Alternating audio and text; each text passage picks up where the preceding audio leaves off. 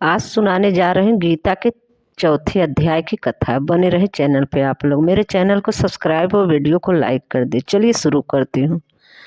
भगवान बोले, हे लक्ष्मी, जो पुरुष गीता जी का पाठ करते हैं उनके स्पर्श मात्र से जीव अधम देह से छूटकर मुक्ति को प्राप्त होता है।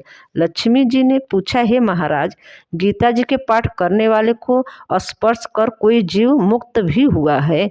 तब श्री भगवान ने कहा, हे लक्ष्मी, तुमको मुक्त हुई की एक पुरातन कथा सुनाता हूँ। भागीरथी गंगा जी के तट पर श्री काशी नगरी है। वहाँ एक वैष्णव रहता है। वह गंगा जी में स्नान करके श्री गीता जी के चौथे अध्याय का पाठ किया करता था। एक दिन वह साधु वन में गया। वहाँ बेरियों के 2 वृक्ष थे। उनकी बड़ी छाया थी। वह साधु वहाँ बैठ गया और बैठते ही उसकी निद्रा आ गई। एक बेरी से उसके पांव लगे और दूसरे के साथ सिर लगा। वे दोनों बेरियों को काप कर पृथ्वी पर गिर पड़ा। पत्ते उनके सूखे गए। परमेश्वर के कहने से वे दोनों बेरियां ब्राह्मण के घर जा पुत्रियां हुई। हे लक्ष्मी, बड़े उग्र पुंडों पर वह मनुष्य देह मिलता है। फिर ब्राह्मण के घर जन्म लेकर उन दोनों लड़कियों ने तपस्या करनी आरंभ की। जब वे दोनों बड़ी हुई तब उनके माता पिता ने कहा, हे पुत्रियों, हम तुम्हारा विवाह करते हैं। तब उन दोनों माता पिता ने कहा, हम विवाह नहीं करेंगे। क्यों? उन्होंने अपने पिछले जन्म की खबर थी। वे सुंदर जात में जन्मी थी। उन्होंने कहा, मन में एक कामना है परमेश्वर वह पूर्ण करे, जो तो बहुत भली बात है। उनके मन में ही था कि वह साधु जिसके स्पर्श करने से हमारी देह अधम देह छूटकर यह देह मिली है, वे मिले और बहुत भला हो। इतना विचार कर उन दोनों लड़कियों ने माता पिता से तीर्थ यात्रा करने की आज्ञा मांगी।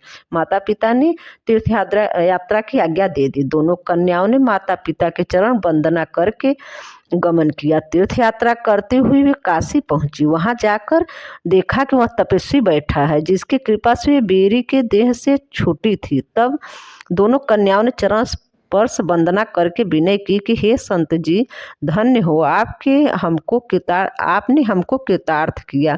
तब वह तपस्वी ने कहा, तुम कौन हो? मैं तुमको नहीं पहचानता। कन्याओं ने कहा, हम आपको पहचानते हैं। हम पिछले जन्म में बेरियों की योनि में थी। आप एक दिन वन में आए और आपको बहुत धूप लगी थी।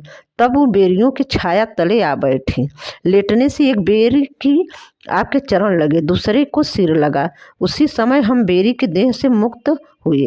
अब हमने ब्राह्मण के घर जन्म लिया है। ब्राह्मणी है, हम सुखी हैं।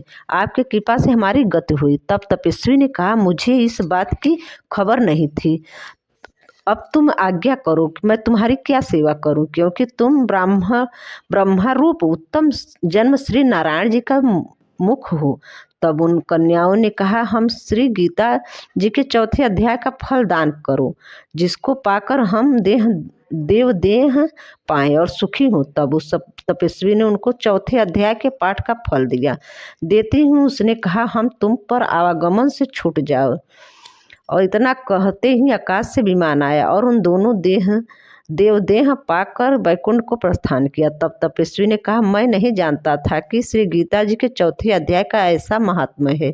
तब वह मन में वचन क्रम से नित्य प्रीत पाठ करने लगा। श्री नारायण जी ने कहा, हे लक्ष्मी, यह चौथे अध्याय का महात्म्य है जो मैं तुमको सुनाया है।